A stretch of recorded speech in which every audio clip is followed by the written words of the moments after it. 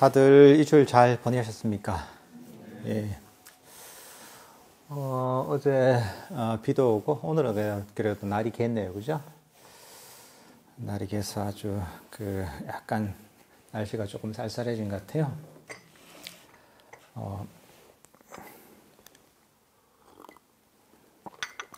오늘도 저희가 아무도 남기지 않기를 가지고 함께 불교 명상에 대해서 공부를 하는 시간을 갖도록 하겠습니다.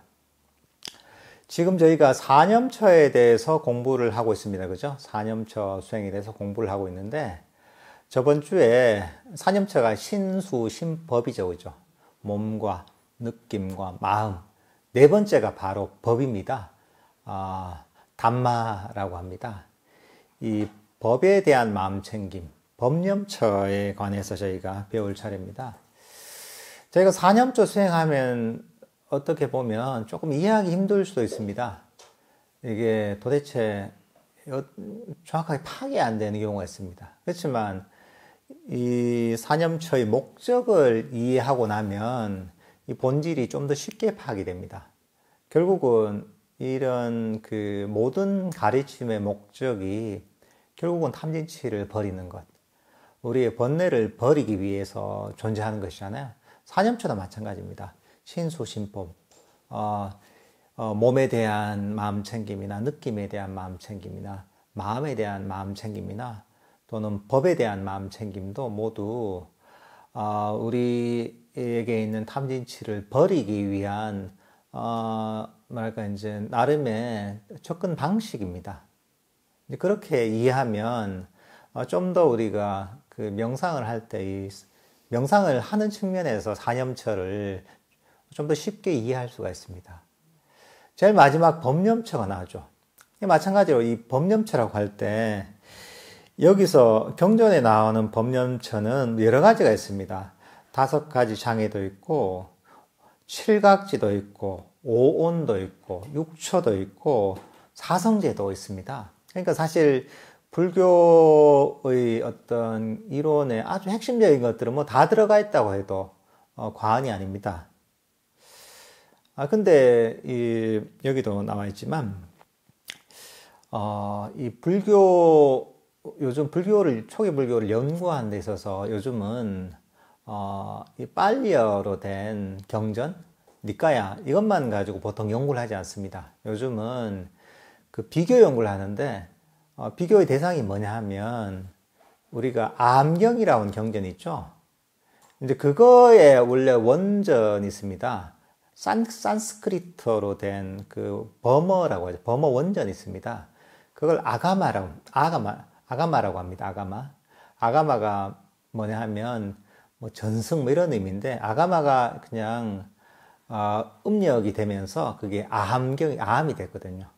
그게 암경입니다. 이제 우리가 암경이라고 많이 들어서 보셨죠, 그죠? 그 내용이나 이건 이제 전승이 다르죠. 하나의 전승은 빨리어로 전승이 돼서 그러면서 남방의 불교 국가 쪽으로 전승이 된 그런 빨리어 전승이 있고, 그 다음에 같은 초기에 부처님의 근본 가르침인데 그게 산스크리트어로 이렇게 이제 정리가 되어서 그게 이제 한역이 된 아가마 또는 암경이 또 이제 뭐 같은 어떤 초기 불교의 내용을 담고 있는 또 경전입니다. 이 두 가지 경전을 비교해 보면 빨리어로도 경전이나 안 그러면 이런 아가마나 비교해 보면 되게 기본 흐름은 비슷합니다. 내용이. 그렇지만 조금씩 다릅니다. 이게 때로는 공통되는 경전도 있습니다. 이 사념처에 관한 경전도 보면 거기에 해당하는 경전이 있습니다. 이게. 근데 이제 비교를 해보면 이 금방 얘기했던 법념처에 관한 부분이 다 그 내용이 똑같은 게 아닙니다. 그 중에 이제 다 다른데 공통되는 게 뭐냐 하면 아가마나 암에 있는 것이나 때로는 이 빨리어 니까에 있는 그 법념처에 관한 내용 중에 공통되는 게 바로 5가지 장애와 칠각지에 관한 겁니다. 사실 5가지 장애와 칠각지가 굉장히 어떻게 수행의 측면에서는 아주 우리가 좀 수행을 하는 데 있어서 아주 중요한 부분입니다. 어떻게 보면 불교 수행의 과정은 5가지 장애를 버리고 칠각지, 깨달음에 이르는 7가지 길이다 이렇게 할 수 있는데, 칠각지를 개발한다 하는 길이 바로 불교 수행, 불교 명상의 길이다 이렇게도 얘기할 수가 있습니다. 그래서 여기서는 이제 5가지 장애와 칠각지만을 다루려고 합니다. 이 5가지 장애와 칠각지라고 할 때, 우리가 장애가 일어나는 원인이 무엇이냐? 이 장애라는 것은, 수행의 장애이기도 하고, 그게 어떻게 보면 우리 수행을 발전을 가로막는 것이죠. 또 다른 측면에서 보면 수행의 장애라는 것은 우리에게 괴로움을 일으키는 원인이라고 할 수가 있습니다. 우리가 불교 명상을 하는 이유는 바로 괴로움에서 벗어나기 위한 것인데, 그 불교 명상을 점점 많이 해서 우리가 명상을 잘하게 되면 괴로움에서 점점 벗어나는 것입니다. 그걸 방해하는 것이 바로 이 5가지 장애이고, 당연히 이게 우리 삶의 괴로움을 일으키는 원인이기도 합니다. 이게. 그러니까 우리에게, 이 수행자에게 또는 사람들에게 적이 뭐냐 하면 바로 이 5가지 장애다 이렇게 얘기할 수가 있습니다. 이 5가지 장애가 일어나는 이유는 무엇이냐? 따져보면 우리가 지혜롭게 주의를 기울이지 않기 때문입니다.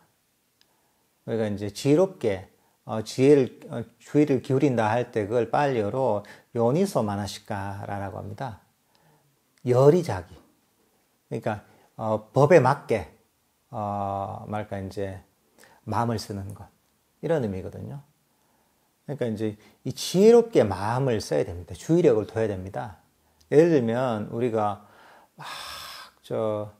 이 사람들의 싸움에 막 관심을 막 가진다. 거기에 관심을 쓰잖아. 그러면 나도 그런 물이 들면서 그런 생각이 일어나게 되죠. 너무 나의 욕망을 자극하는 이런 데에 관심을 가진다. 이러면 그쪽으로 내 마음이 흘러가게 되는 거죠. 너무 술 먹는 거 이런 데만 관심을 가진다. 이러면 이제 그러니까 이제 내 마음이 혼란스러워지고 내 지혜가 점점 줄어드는 방향으로 내 마음이 개발되는 거죠, 이게. 그러니까 이게 지혜롭지 못하게 마음을 쓰는 것. 이게 바로 우리 장애가 일어나는 원인입니다. 우리가, 이 마음을 쓸 때 막 예를 들면 뭔가 얻으려고 막 엄청 애를 쓴다. 이러면 그게 결국은 나에게 괴로움을 가져오게 되는 거죠. 그죠? 때로는, 우리가 너무 이제 게으름에 빠져 있다, 마음을 그쪽으로 쓰고 있다 이러면 마찬가지로 장애가 일어나는 거죠. 우리가 마음을 어떻게 쓰느냐, 어디에 두느냐에 따라서 보면 우리가 장애에서 벗어나서 깨달음에 이르기도 하고 장애에 빠져서 괴로움에 일어나기도 하는 겁니다. 결국은 우리 부처님께서 가르치신 것은 어떻게 마음을 쓰느냐 이런 걸 가르치신 거거든요. 주로. 물론 거기 행동도 있고 말도 있지만 어쨌든 어떻게 마음을 쓰고 어떻게 행동을 하느냐.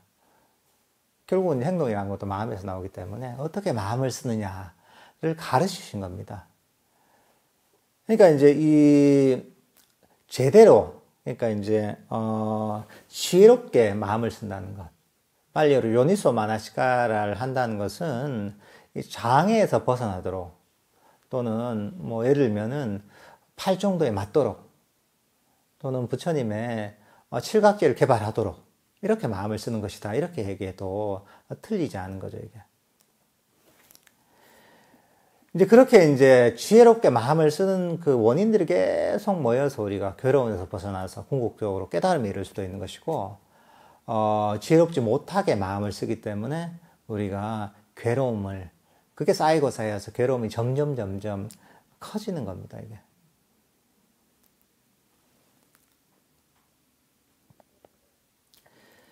그러니까 우리가 이 지혜롭게 마음을 못 쓰면서 만약에 장애에 빠지잖아요. 와, 막 욕심 막 눈앞을 가린다. 욕심이 너무 내서 분노가 눈앞을 가리면 내 마음을 가려버리면 전체를 보지 못하죠. 눈앞에 분노에 사로잡히고 또는 욕심에 사로잡히고 또는 감각에 사로잡히게 되는 거죠. 우리가 지금 밖에 보면 저 멀리 대마도까지 보이잖아요. 그죠? 오늘 날씨가 되게 이제 이 시야가 좋아가지고 대마도가 아주 선명하게 보이는데 내 눈을 가리는 게 없을 때는 그냥 보면 보이죠. 근데 내가 손으로 눈을 다 가리면 어떻습니까? 안 보입니다, 이게. 사실은 저 멀리까지 내가 볼 수 있는 시력이 부족해서 그런 게 아닙니다. 단지 이 손이 내 눈을 가리고 있기 때문인 거죠.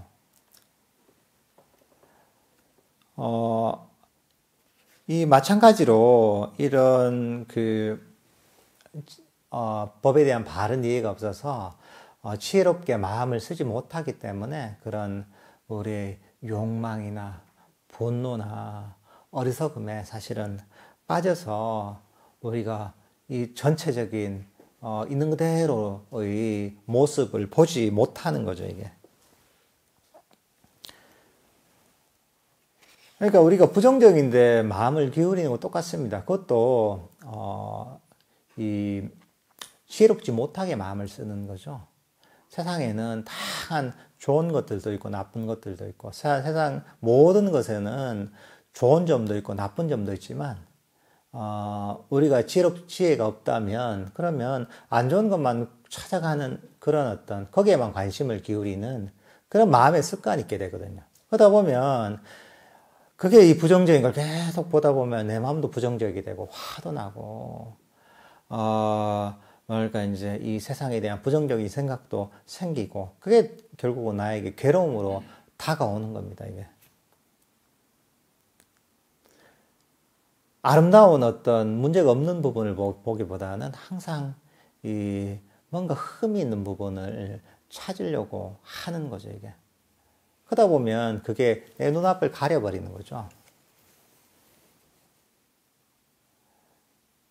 그러니까 사실은 이제 이런 것들이 보면 장애가 일어나는 그런 원인이다라고 할 수가 있습니다, 이게. 그러니까 사실 이게 이 사념처 중에 5가지 장애에 대해서 우리가 제대로 이해해야 됩니다. 이 장애라는 게 어떤 것인지 일단 이해해야 되겠죠. 장애가 일어나는 원인이 무엇인가 이해해야 되겠죠. 그리고 장애를 일으키면 그 결과가 어떤 것인지, 그리고 그 장애를 버린다면 결과가 어떤 것인지, 장애를 버리는 방법은 무엇인지 이런 것들을 우리가 잘 이해해야지 우리의 마음을 가리는 그런 손을 치울 수가 있는 거죠, 이게. 이 장애가 사라진다는 것은 보면 수행의 과정이 장애가 없어지는 과정이잖아요. 다른 측면으로 얘기하자면 칠각지가 개발되는 과정이다라고 할 수가 있습니다. 깨달음이 이르는 7가지 요소라고 할 수가 있죠. 칠각지가 뭐냐 하면 염각지, 택법각지, 그 다음에 이제 정진각지, 희각지, 경안각지, 정각지, 사각지에서 첫 번째가 이제 마음챙김이고, 두 번째가 법을 바르게 분별해서 아는 것, 이해하는 것. 그 다음에 세 번째가 정진에 관한 것이고, 네 번째가 희열에 관한 것이고, 희열 행복에 관한 것이고, 그 다음 5번째가 경안, 몸과 마음이 경안하고 가벼워지는 것에 관한 것이고, 6번째가 뭐냐면 삼매입니다. 7번째가 그 다음 평온함입니다. 이 7가지, 그 5가지 장애를 버리다 보면 자연스럽게 바로 7가지의 바로 깨달음이 이런 7가지 요소인 칠각지가 개발되는 겁니다.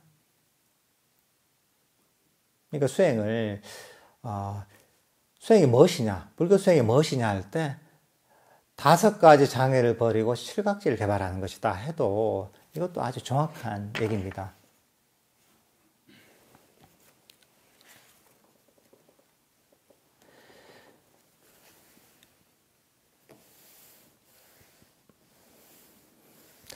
우리가 이 수행을 통해서 계속 마음을 개발하잖아요, 이게. 우리가 사마타, 계정의 사막을 개발하죠, 그죠? 계를 바탕으로 해서, 사마타, 위파사나를 개발합니다. 뭐, 여러 가지 수행법을 하죠, 실천을 하죠, 그죠? 아나파나사티 호흡 명상을 하기도 하고, 자해 명상을 하기도 하고, 걷기 명상을 하기도 하고, 자기 마음을 관찰하기도 하고, 일상에서, 우리의 몸을 관찰하면서 이런저런 장애를 버리기도 합니다. 이제 그런 과정을 통해서 삼매와 이 치혜가 계속 개발됩니다. 이 삼매하게 치혜가 계속 점점 개발되죠. 삼매가 치혜를 개발하고 치혜가 삼매를 개발하는 게 계속 서로 상승작용을 일으켜서 계속 개발됩니다. 그러다가 나중에는 이 장애가 점점 줄어들면서 어느 순간에 아주 깊은 삼매에 들게 됩니다. 그게 뭐냐 하면 선정이라고, 초선이든 3선, 4선이라고 하는데, 이 선정이라는 것이 아주 독특한 특성이 있습니다. 아주 행복하고, 그 법열에 찬 이런 경지이기도 하지만, 이 선정에서 들어왔다 나오게 되잖아요. 나오게 되면, 한동안 5가지 장애가 완전히 가라앉게 됩니다, 거의. 뿌리가 뽑힌 건 아니지만, 상당 시간 가라앉게 됩니다. 그러면서 이제 거기 들어왔다 나오면 감각적 욕망도, 거의 사라지게 되고, 왜냐하면 굉장히 행복한 상태에 있기 때문에, 그 다음에, 악이, 어떤 뭐 싫어하는 마음이나, 또는 부정적인 생각이나, 이런 악의도 사라지게 되고, 그리고 마음의 흐릿함도 사라지게 됩니다. 나태와 온침 같은, 왜냐하면, 마음 챙김이 아주 강력해지기 때문에 마음은 아주 청정하게 깨어있게 되는 거죠. 들뜸과 후회라는 것도 없죠. 마음이 아주 평화롭게 행복하게 이 자리에 머물게 되죠. 마찬가지로 이제 여기 들어왔다 나오면 우리의 마음 챙김이 강해지고 치혜가 명료해지기 때문에 의심도 사라지게 됩니다. 사실 이제 이 수행의 과정에서도 사실 이런 게 점점 사라지죠. 우리 수행이 발전하면서 선정이라는 이런 데 이르기 전에도 우리 명상의 과정을 통해서 점점 이런 이 5가지 장애가 점점 사라지게 되어 있습니다. 여러분이 명상을 하기 전부터 하는 과정 자체가 5가지 장애를 점점 버려야 되기 때문에 이게 완전히 가라앉지 않더라도 어느 정도는 계속 우리가 명상이 발전되는 만큼 5가지 장애가 점점 사라지게 됩니다. 그 수준만큼의 이제 또 지혜와 삼매가 생기게 되는 거죠. 근데 이 부처님의 선정을 얘기한 건 뭐냐면 그때 부처님께서 깨달음을 얻는 과정에서도 보면 선정에 들어왔다 나와서 5가지 장애가 완전히 가라앉은 상태에서 그때 우리의 몸과 마음에서 일어나는 이런 번뇌들을 보시고 번뇌들의 본질을 꿰뚫고 번뇌의 뿌리를 뽑으셨거든요. 그리고 나서 깨달음을 이루셨거든요. 그러니까 이거는 가장 높은 수준의 삼매고 또 그 삼매 바탕에서 나오는 통찰과 지혜도 가장 높은 수준의 통찰과 지혜가 폭발할 수가 있는 거죠. 부처님처럼 깨달음에 이를 정도의 그런 지혜와 통찰이 생길 수가 있는 거죠.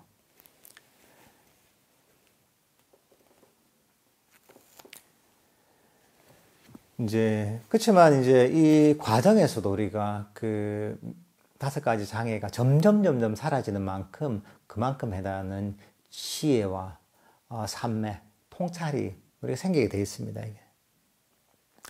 이 5가지 장애가 왜 문제가 되느냐? 이게 괴로움의 원인이기도 하죠. 또 이제 다른 측면에서도 보면 이게 우리에게 산매를 깨는, 고요한 마음을 깨는 그런 어떤 장애이기도 하고, 때로는 한편으로는 지혜를 우리 약화시키고 우리의 지혜를 어둡게 하기도 합니다.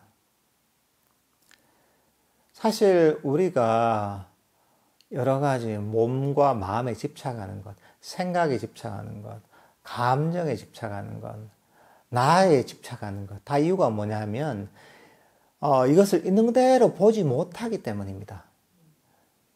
본질적으로 있는 그대로 보는 꿰뚫는 지혜가 있으면 이 몸이라는 것도 실체가 없는 것이고 무상한 것이고, 우리 마음이라는 것도 무상한 것이고 내게 아니고 사실은 괴로움의 원천이고, 생각이라는 것도 실체가 없는 것이고 옮겨질 만한 게 없는 것이고, 감정이란 것도 사실은 실체가 없이 나를 여기저기로 떠돌게 만드는 괴로움의 원인이다. 이런 것들을 있는 그대로 꿰뚫어서 볼 수 있게 되면, 그럼 우리가 그걸 집착할 필요가 없죠. 옮겨질 필요가 없죠. 내 거라고 여기지 않겠죠. 그렇지만 그런 지혜가 없기 때문에, 있는 그대로 보는 지혜가 없기 때문에 사실 우리가 거기에 집착하고 그것을 나로 여기고, 그래서 괴로움을 받는 거거든요. 근데 그 근본 원인이 보면 이 5가지 장애 때문인 거죠. 이 5가지 장애가 우리의 견해를 왜곡하는 거죠. 견해를 왜곡하고, 왜곡된 견해가 인식을 왜곡합니다. 왜곡된 인식이 왜곡된 생각을 이끌어오는 거죠. 그 왜곡된 생각이 다시 이제 잘못된, 왜곡된 견해를 또 더 강화시키는 거죠. 그 강화된 왜곡된 견해가 잘못된 인식을 만들고, 잘못된 인식이 또 잘못된 생각을 만드는 이런 악순환의 고리가 형성이 되는 겁니다. 중생이 이런 겁니다, 이게. 그러니까 우리가 살다 보면 그런 경우가 있죠. 내가 정말 싫어하는 사람이 있다. 그럴 때는 그 사람에 대해서, 옛날에는 싫어하기 전에는 그 사람에 대해서 있는 그대로 보지만, 싫어하는 일종의 이제 견해, 그리고 인식이 형성되고 나서는 어떻습니까? 그 사람의 행동이나 말만 하면 안 좋게 느껴져요. 기분이 나빠요. 왠지 저 사람이 나쁜 사람 같아요. 그렇잖아요, 이게. 그게 뭐냐면 저 사람에 대해 부정적 견해와 인식이 생긴 거죠. 근데 그러다가 나중에 그 사람은 계기가 있어서 화해를 하고, 이 사람에 대해서 좀 이해를 하면서 서로 그 원한 관계를 풀었다. 그때는 어떻습니까? 그때 이제 똑같이 그 사람이 행동해도 그렇게 나쁘게 안 보입니다. 왜냐하면 그 사람에는 견해가 보면, 견해와 인식이 아주 부정적이지 않기 때문에 옛날처럼 똑같은 말과 행동을 하더라도 옛날처럼 나쁘게 안 보이는 거죠, 이게. 그 중생들이 그런 겁니다. 요즘 이제 그런 경우를 많이 봅니다, 이게. 특히나 요즘 워낙 정보의 전파가 빠르잖아요, 그죠? 그 셀럽들, 연예인들도 보면 한참 인기가 있을 때는 온갖 데서 보면 좋은, 사람들 대중들이 있잖아요. 좋은 얘기, 좋은 것만 다 얘기하다가 그 이제 유명인이 또는 연예인이 한 가지 약간 사람들의 정서를 거스르는 실수를 했다, 또 행동을 했다, 말을 했다 이러면 그때부터 이 벌떼처럼 달려들어가지고 온갖 부정적인 얘기를 하잖아요. 사람들도 그런 얘기를 하잖아요. 근데 그런 거죠, 이게. 그 사람들 좋게 얘기할 때는 뭔가 좋게 보는 인식이 있으니까 뭘 행동을 해도 다 좋게 보이는 거죠. 좀 더 과대 포장이 되는 거죠. 근데 안 좋은 인식, 행동이나 말을 통해서 안 좋은 인식을 가지게 되면 모든 것에, 모든 행동과 말에 좀 의심을 가지게 되고 부정적으로 보게 되잖아요. 이게 중생들이라는 거죠. 있는 그대로 보지 못하는 거죠. 항상 색안경을 쓰고 있는 겁니다, 이게. 색안경을 쓰고 있기 때문에 붉은색 색안경을 쓰고 세상을 보면 세상이 붉게 보입니다. 푸른색의 색안경을 쓰고 세상을 바라보고 사람을 보면 푸르게 보입니다. 특히 우리나라 같으면 요즘 이념 삶으로 싸우는 게 굉장히 극단적이게 됐어요. 보수적인 입장에서는 보면 다 진보적인 정치인이나 인사들은 다 빨갱이로 보이는 거예요. 다 안 좋게 보이는 거예요. 또 이제 진보적인 입장이었던 그런 정치적 이념을 가진 사람, 믿음을 가진 사람은 보수적인 뭐 이런 인사들이나 정치인들을 보면 진짜 극우적이고 지 욕심만 알고 뭐 대기업만 위하고 뭐 이렇게 본단 말이죠. 그러니까 이제 이런 것들이 점점 심각해지죠. 이제. 그러니까 유튜브 이런 게 보면 특히나 우리의 이런 왜곡된 성향을 더 강화합니다. 그러니까 이제 하나의 견해가 형성됐잖아요, 이게. 관점이 있단 말이죠. 정치로 보면 이제 약간 진보적인 또는 보수적인. 그러면 이제 진보적인 이런 컨텐츠를 계속 보던 사람들은 그런 내용만 나오잖아요. 그러니까 자신의 견해를 더 이제 거기에 이제 그런 걸 강화시키는 내용만 맨날 보게 되잖아요. 그 나오는 게 알고리즘에 뜨는 게 그렇단 말이죠. 그러니까 자기 입장이 더 강화되고 그 반대되는 내용들은 접하기 힘든 거죠. 아주 보수적인 그런 내용들, 그런 입장을 가진 사람은 그런 컨텐츠만 좀 보다 보면 그 비슷한 컨텐츠가 계속 뜨잖아요. 이게. 그러니까 이제 자신의 기존의 그런 입장들이 견해가 점점 강화되는 방향으로 우리 마음이 그렇게 족번지어지는 거죠. 그러니까 사실 되게 안 좋은 거죠, 이게. 균형이 잡히도록. 한쪽이 치우쳐 있었으면 그 반대의 길을 잘 들을 수 있으면서 양쪽을 서로 이해하면서 균형이 잡히도록 만들어야 되는데 이 시스템이 그렇지 않은 거죠, 이게. 특히나 요즘은 다 이 사람들의 욕망에 따라서 취향에 따라서 그걸 강화시키는 방향으로 자꾸 이 일종의 이제 데이터를 수집해서 그런 방향으로 뭔가 콘텐츠를 계속 추입을 한단 말이죠. 유튜버가 됐든 뭐 저런 우리 뭐 서핑하는 그 인터넷 사이트가 됐든 SNS가 됐든 다 그렇단 말이죠. 그러니까 사실은 요즘 시대가 사람들을 극단적인 그런 어떤 견해를 가지는 쪽으로 자꾸 사람들을 몰아가는 조건 지어주는 이런 시대가 된 거죠, 이게. 특히나 이런 시대이기 때문에 우리가 그런 장애들을 버리도록 노력해야 됩니까? 그게 다 장애들입니다, 이게.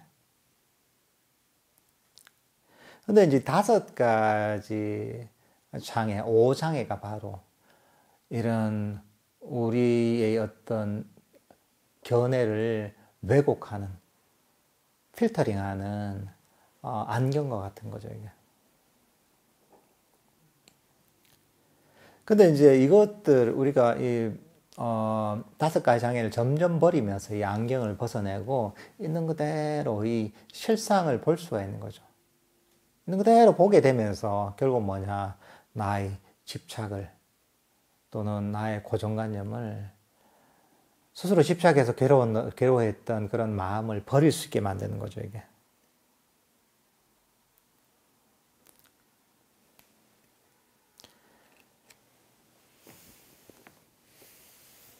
사실 이제 이 장애라는 것이 캄캄한 어둠 같은 거죠, 이게.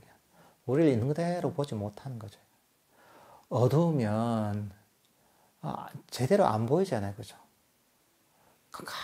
사람이 거의 안 보이는 그런 캄캄한 데서 사람을 만나면 다음날 보면 누가 누군지 모릅니다, 이게. 그래서 이제 사람들을 가장 속이기 쉬운 방법이 이제 조명을 이용하는 거죠, 이제. 조명을 적절하게 이용하면, 보통 사람도 아주 멋지게 나올 수도 있죠, 이제. 멋지게 생길 수도 있고, 조명을 이용을 잘 하면, 어둠을 잘 이용하면 그 사람의 본 모습을 속일 수가 있죠, 이제. 우리 마음도 똑같은 거죠, 이게. 우리 마음이 장애로 어두우면 있는 그대로의 모습을 볼 수가 없습니다, 이게. 사실은 나에게 괴로움을 갖고 오는 것인데, 그게 괴로움인지 모르는 거죠.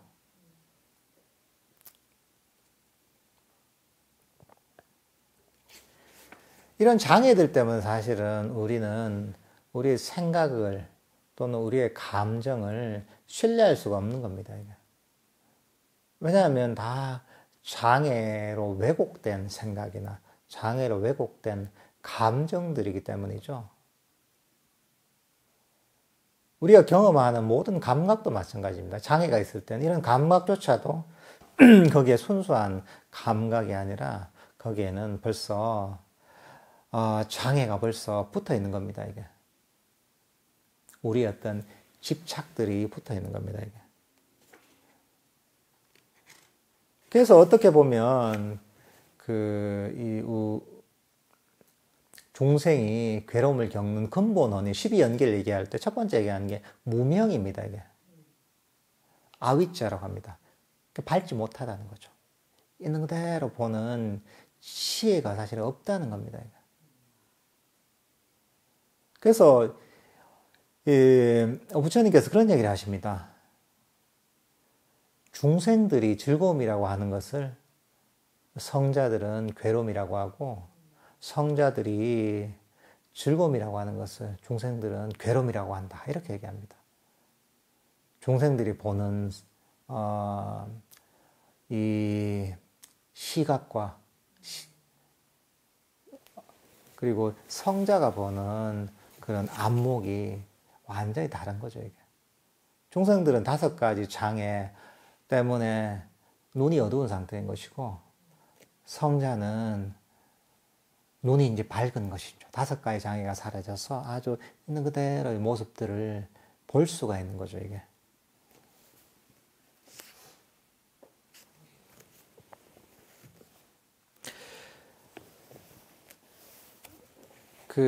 여기 보면은 재밌는 일화가 있는데, 이 태국의 유명한 스승이신 아잔자 스님에 관한 얘기인데요.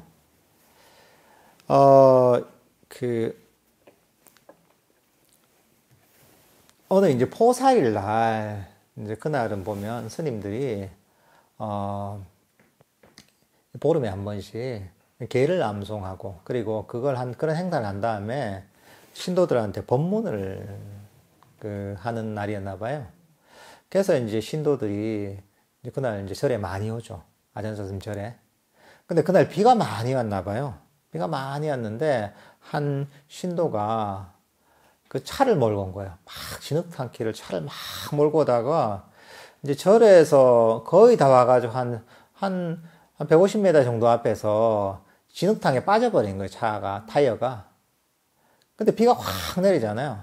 근데 자기는 이제 절에 온다고 확 차려입고 지금 깨끗하게 입고 있는데 그거 어떻게 할 수가 없잖아요, 이게. 근데 마치 밖에서 어느 스님이 아잔자 스님이 뒤에서 뭐 손을 흔들더니 막 뒤에서 밀어주시는 거예요, 이게.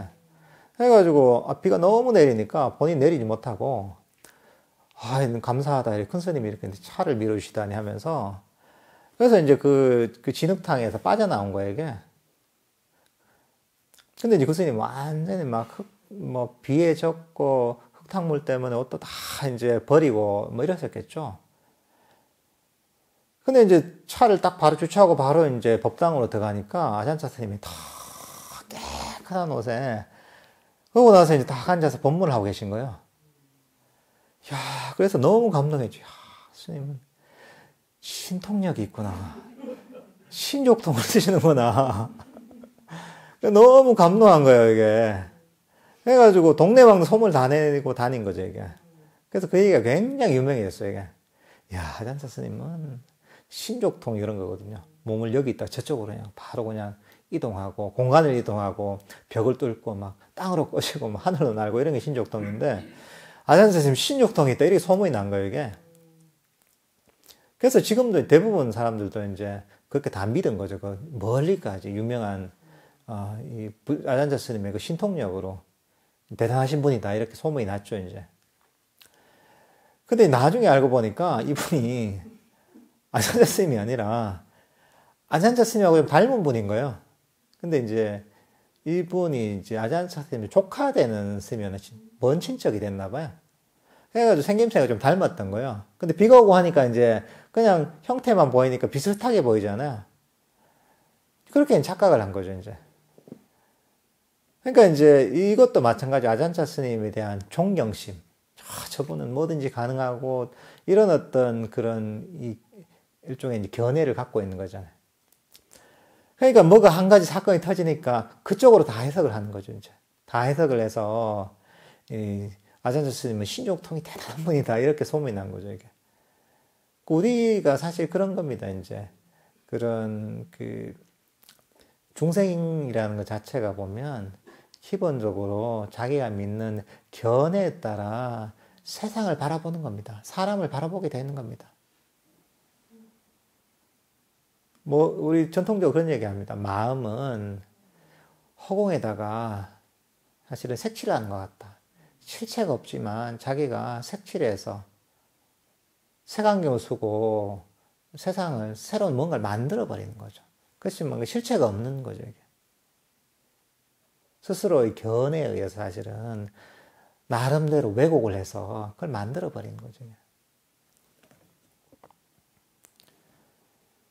그러니까 이제 우리는 그 환상 속에 살고 있다고 할 수도 있는 거죠.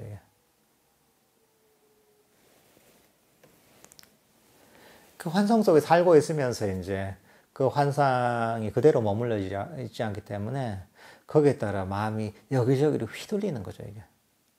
거기에 그걸 움켜쥐고 실체가 없는데도 불구하고 거기에 내가 휘둘리면서 괴로워했다가 뭐 즐거워했다가 괴로워했다가 즐거워했다가 끊임없이 이렇게 이제 우리의 마음이 물결치고 그리고 길게 보면 그렇게 윤회를 하는 거죠, 우리가.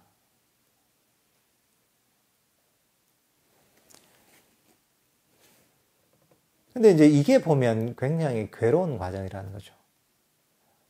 온갖 탐진치를 일으키게 되는 거죠. 그 과정에서.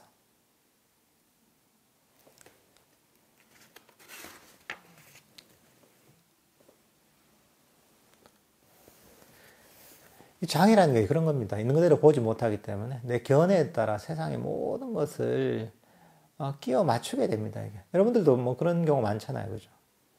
사람들이 다 그렇습니다. 다 끼워 맞춥니다. 이게. 백분 토론 같은 이런 거 보잖아요. 그죠? 거기 보면 토론이 아닙니다. 다 자기 얘기 할 얘기 하고 하는 거야. 내 말이 다 맞아요. 백분 토론에서 서로 인정하는 경우 없잖아요. 결국은 뭐냐면 그 견해에 따라서 모든 것들을 판단하는 거야. 그래서 사실 객관적이란 말이 사실 말이 안 되는 겁니다. 그런 건 존재하지 않습니다. 모두 주관적입니다.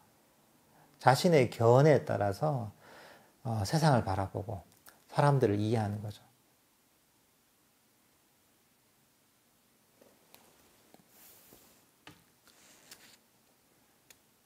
그렇지만 이 5가지 장애가 사라지게 되면 우리의 몸과 마음의 본질을 있는 그대로 보게 되는 거죠. 근데 그렇게 보게 되면 어떻게 되느냐? 집착할 바가 없다는 것, 움켜질 바가 없다는 것. 사실은 이게 내게 아니라는 걸 이해한다는. 그게 우리가 얘기하잖아. 모든 것들이 무사하고, 모든 것들이 무아이고, 모든 것들이 사실은 괴로움일 뿐이다. 라고 얘기하는 거죠. 있는 그대로 보면. 그러니까, 무사하고, 괴로움이고, 나의 것이 아닌 것들을 왜 집착하고 왜 움켜쥐느냐. 그것 때문에 왜 내가 괴로워하느냐. 그것 때문에 왜 휘둘리느냐. 내 것도 아니고 무사한 것이고 실체가 없는 것이고 괴로움일 뿐인데 그걸 정말 꿰뚫으면 그때 완전히 괴로움이 소멸하는 거죠. 근데 우리가 들을 때는 그렇지 무상하지 물질도 뭐 무사하고 우리의 몸도 무사하고 그래 모든 것들이 조건 따라 일어나는 것이고 그래 이게 내 몸이라는 게 내 마음이라는 게 괴로움의 원인이네. 피상적으로 머리로 이해하지만 어떤 이 삼매와 지혜를 개발해서 그 강력한 정신적 힘이 생기지 않으면 그런 어떤 집착을 사실은 집착에서 벗어날 수가 없습니다. 잠시 생각을 하는 것이 정말 그것들 있는 그대로 보지 못하기 때문에 거기에 대한 집착을 버릴 수가 없죠. 컴컴한 거죠, 마음이. 안 보이니까 뭐가 뭔지 모르죠. 뭐를 버려야 될지 뭐를 취해야 될지 이걸 알 수가 없는 거죠. 그러니까 이제 세상에도 보면 무상에 대해서 알잖아요. 그죠? 또 모든 것들이 조건 지어졌다는 걸 알고, 때로는 이 몸이라는 게 괴로움의 원인이라는 것을 알지만, 그렇지만 그 사람들이 거기에 대한 집착을 버리지 못하잖아요. 생각에 대한 집착을 버리지 못하고, 몸에 대한 집착을 버리지 못하고, 내 감정에 대한 집착을 버리지 못하잖아요.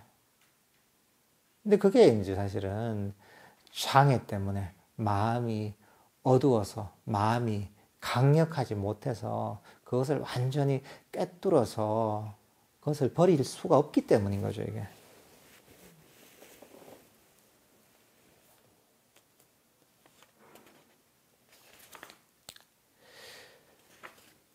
이제 이렇게 이제 5가지 장애, 감각적 욕망과 악의와 나태와 원심, 들뜸과 후의 의심이죠. 그러니까 감각적 욕망, 원함이죠. 그 원함을 버리고, 악의, 불만족과 실함입니다. 나태와 원심을 버리고, 또는 의심을 버리고, 마음의 들뜸을 버리게 됩니다. 우리 명상의 과정을 통해서. 그렇게 하다 보면 칠각지가 개발된다고 했잖아요. 칠각지의 첫 번째가 뭐냐면 염각지입니다. 마음챙김입니다. 사띠에 관한 겁니다. 깨달음에 이르는 7가지 요소 중에 첫 번째 요소가 사띠입니다. 5가지 장애를 버리면 사띠, 마음챙김이 개발됩니다. 근데 마음챙김 하면 사람들이 보면 단순히 알아차리는 것이라고 생각하죠. 그렇지 않습니다. 사띠라고 하면 항상 지혜가 동반돼야 됩니다. 우리가 운전을 하잖아요. 운전을 할 때 정신만 바짝 차리면 되는 게 아니잖아요. 그래, 나 운전할 때 정신 바짝 차려야죠. 그대로 정신 바짝 차리면서 그냥 엑셀레이터에 밟아 직선으로 가다가 어디 차를 박아버린다. 그 운전을 잘하는 게 아니잖아요. 운전할 때 정신을 차리죠. 졸지 않고. 그것은 뭐냐면 운전을 할 때 정신을 차린다는 것은 기본적으로 여러 가지 운전의 여러 상황에 대처할 수 있는 운전의 기술을 다 기억하고 있다는 겁니다. 적절한 때에 그 운전의 기술들을 발휘할 수가 있다는 겁니다.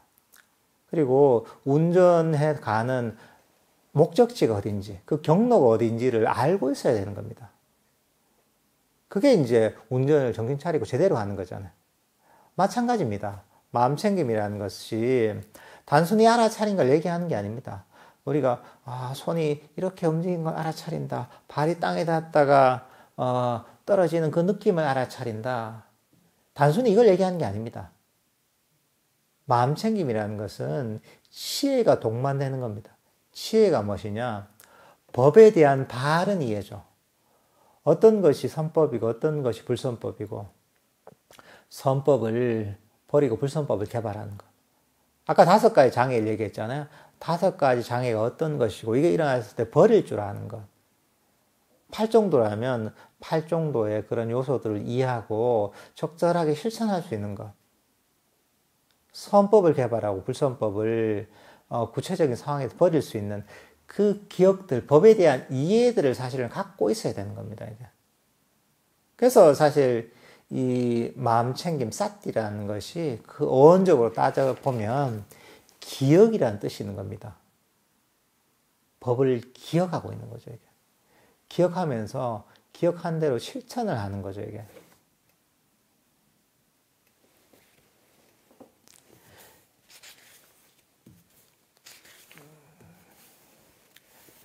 사실 이 부분이 항상 들어가 있는 겁니다, 이게. 물론 이제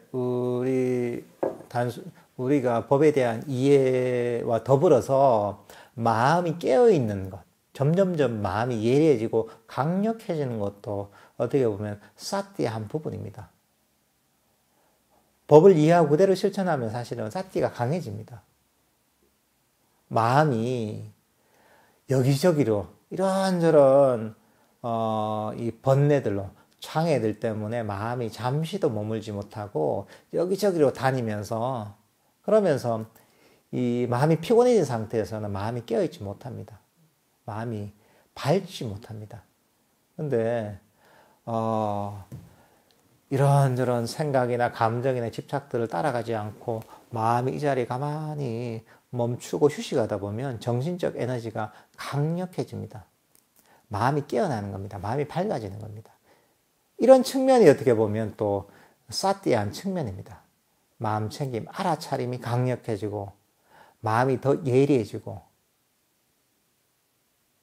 평화로운 깨어있음이 있는 거죠. 이게 점점 강력해지는 이런 부분이 사띠한 부분이고, 또 한 측면은 법을 기억하는 것. 그리고 법을 그대로 기억하고 실천하는 것이죠. 근데 마음이 강력해지면 그 법을 더 있는 그대로 꿰뚫을 수가 있고, 그리고 한편으로는 마음이 말을 잘 듣습니다. 마음 챙김이 약할 때는 우리가 마음에서 잡념이 일어나서 잡념이고 실체가 없는데 버려야지 해도 잘 안 버려져요. 실체가 없는데 버려야지 하는데 계속 버려야 되는 그런 막 생각이 자꾸 일어나요. 놓아버려야지 하는데 놓아버려야지 하는 그런 자꾸 애쓰는 마음이 더 생겨요. 근데 마음 챙김이 강해지면 우리 마음이 말을 잘 듣습니다. 이게 번뇌구나, 잡념이구나, 일어나서 이걸 있는 그대로 보고서 버려라 하면 쉽게 버려져요. 뭔가 분노가 일어나는데, 이거는 분노고 나를 괴롭히는 것이지, 이것도 즉시 보고 버리라 하면 즉시 버려져요. 마음 챙김이 강하면 그렇게 마음이 아주 말을 잘 듣습니다. 그래서 이 부처님께서 선정을 체험하고 나서 거기서 나와서 어떤 마음의 상태를 표현할 때도 보면 그런 표현이 나옵니다. 마음이 활발해지고 청정해지고 유연해지고, 그런 얘기가 뭐냐면 마음이 에너제틱해지고 마음이 아주 유연하게 말을 잘 듣는다, 이런 의미도 됩니다. 이게 이제 그런 측면이 또 사띠의 측면입니다. 하나는 법을 기억하는 것, 하나는 마음이 강력해지고 깨어나고 말을 잘 듣는 이런 어떤 상태가 점점 강화되는 것, 이게 또 사띠한 측면입니다.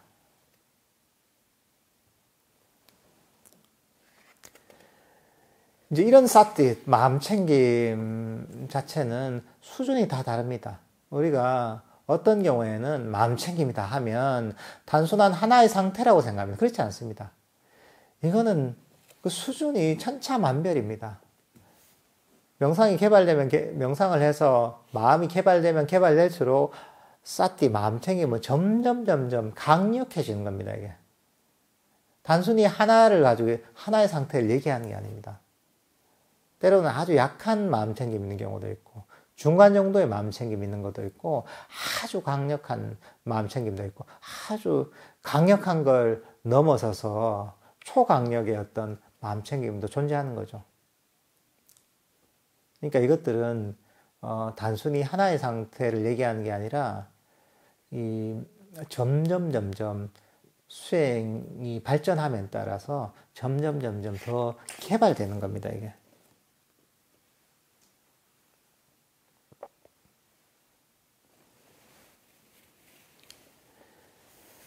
이제 그 다음이 뭐냐면 두 번째가 택법각지입니다. 법을 분별해서 이해하는 것이죠. 첫 번째, 마음 챙김이 강해지잖아요. 마음 챙김이 강해지면 마음이 밝아집니다. 마음이 강력해집니다. 있는 그대로 보입니다. 장애가 점점 사라집니다, 이게. 그러면 우리가 선법과 불선법이 뭔지를 명확하게 알 수가 있습니다. 그것을 명확하게 구분되게 됐습니다. 그리고 선법을 구분해서 실천할 수가 있는 거죠, 이게.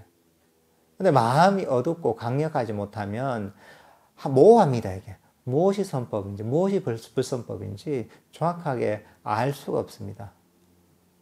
그리고 선법이라면 선법에 나 마음을 오래 둘 수가 없습니다. 마음이 약할 때는, 마음 챙김이 약할 때는. 근데 마음 챙김이 강할 때는 내 마음을 선법에, 그 대상에 있는 그대로 오래 둘 수가 있습니다. 우리가 호흡 명상할 때도 호흡에다가 마음을 그대로 오래 둘 수가 있습니다. 근데 마음챙김이 약할 때는 그게 안 되는 거죠. 마음챙김이 개발되면서 법을 분별해서 선법과 불선법을 이해하고, 그리고 선법을 개발하는데 마음을, 주의력을 오래 둘 수가 있습니다. 이게. 이제 그렇다 보면 이제 점점 우리 마음이 점점 개발이 됩니다. 마음 챙김도 다시 강해지는 것이고, 그리고 이 삼매와 지혜도 점점 개발이 될 수가 있습니다.